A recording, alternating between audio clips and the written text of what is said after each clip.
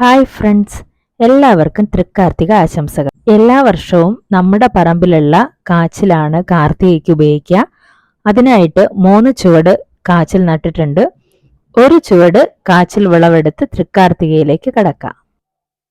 കാച്ചിലിന്റെ ചുവട് നിൽക്കുന്നത് ഇവിടെയാണെങ്കിലും അതിന്റെ വള്ളി എന്തുമാത്രം ഉയരത്തിൽ പോയിട്ടുണ്ടെന്ന് നിങ്ങളൊന്ന് നോക്കിയേ. ചുറ്റുമുള്ള മരങ്ങളിലെല്ലാം അത് പടർന്ന് പന്തലിച്ചിട്ടുണ്ട്. കാച്ചിലിന്റെ വിളവായപ്പോഴേക്കും അതിൻ്റെ ഇലകളൊക്കെ ഒന്ന് മങ്ങി വാടി തുടങ്ങിയിട്ടുണ്ട്. ഇത് നിങ്ങൾ എന്താണ് പറയുന്നത്? ഞങ്ങളിവിടെ മേയ്ക്ക് എന്നാണ് പറയുന്നത്. ഇതവും പുഴുങ്ങി കഴിക്കും കേട്ടോ. ഞങ്ങൾ കൊച്ചായിരുന്ന സമയത്തൊക്കെ അമ്മയുടെ അമ്മ ഇതൊക്കെ ഇങ്ങനെ പുഴുങ്ങി തരുമായിരുന്നു. പക്ഷേ കിഴങ്ങിൽ ഏറ്റവും എനിക്കിഷ്ടം കൂവക്കിഴങ്ങാണ്. എന്തെല്ലാം കിഴങ്ങുകളാണുള്ളതല്ലേ. ഇതൊരു വലിയ മേയ്ക്ക് ആണ്. ഇത് ഈ ചെടിയുടെ വിത്താണ് കേട്ടോ. ഇത് നട്ടാലും കാച്ചിൽ വള്ളി ഉണ്ടാകും കേട്ടോ. കിഴങ്ങുകളെ പറ്റി പറയുമ്പോൾ മധുരക്കിഴങ്ങ്, നനകിഴങ്ങ്, മുക്കിഴങ്ങ്, ചേമ്പ്, ചേന എന്തെല്ലാം ഉണ്ട്. നമ്മളിതാ ഇവിടെ കാച്ചിലിനെ പുറത്തെടുക്കാനുള്ള പരിപാടി ആരംഭിച്ചു കഴിഞ്ഞു. ചെറിയ പരിചരണത്തിൽ തന്നെ കാച്ചിൽ വള്ളി നമുക്ക് വീട്ടിൽ നട്ട് വളർത്താം. കാർത്തിക സമയത്ത് ഇപ്പോൾ എല്ലാവിധ കിഴങ്ങ് വർഗ്ഗങ്ങളും റോഡ് സൈഡിലും കടകളിലൊക്കെ ലഭ്യമാണ്.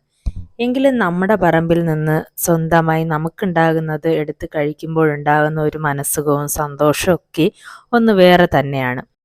നിങ്ങളുടെ അഭിപ്രായം എന്താണ്? കാച്ചിലിതാ ഏകദേശം പുറത്തെടുക്കാറായിട്ടുണ്ട്. അതിൻ്റെ ചെറുവേരുകൾ ഉണ്ടോ?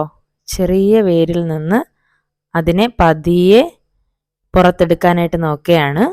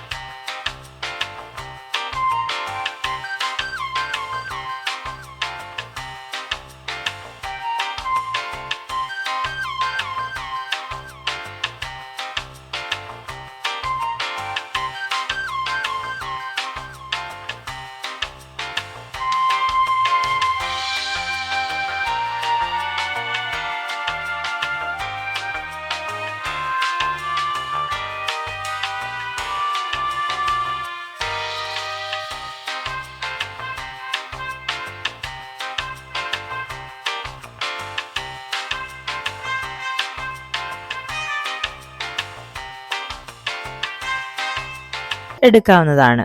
ഈ സമയത്ത് തന്നെ കാർത്തിക ദീപം തെളിയിക്കാനുള്ള ഒരുക്കത്തിന് വേണ്ടിയിട്ട് നമുക്ക് കുളിച്ച്